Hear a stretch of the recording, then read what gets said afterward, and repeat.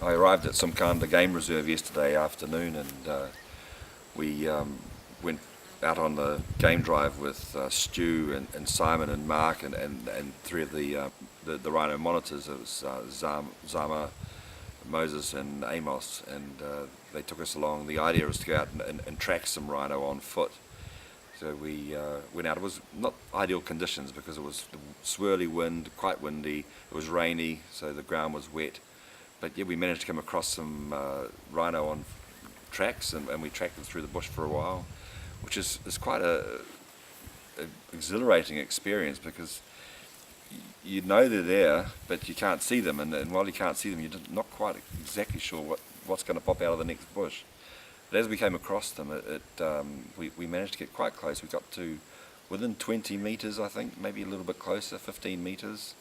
And at one stage I was allowed to come up quite close with Simon, and I was crouching down in the long grass, so you could barely see through the grass, and just focusing on the back end of these rhino as they were walking away from us. When suddenly I stood on a twig, and it cracked like a rifle, and the rhino turned around, and all of a sudden he was looking straight at us, and it was such a moment of, wow, now what's going to happen? And you realise suddenly just how big these guys are. I've been out into Africa many times, but this was the first time I've really been up close and personal with them, and geez, they're big things. But they're so prehistoric and such wonderful animals that they give you a really amazing feeling when you're coming across them. And although it sounded quite dangerous, it didn't feel particularly dangerous, although I guess when they start running at you it might feel a little bit different. But yeah, an awesome experience. So we walked up on a mother and a sub-adult male. That was a very successful walk-in because we walked in and walked out without the mother realising we were there. That's what's considered as a very successful walk.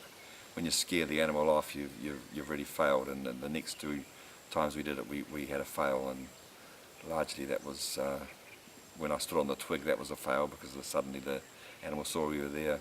But this morning we went out again and we came across the male that we'd adopted, so we got fairly close, but he was quite jittery, and he was chasing off after a jittery female already, so that was quite an exciting thing with us following him, he's following her, and we're moving through the bush quite quickly.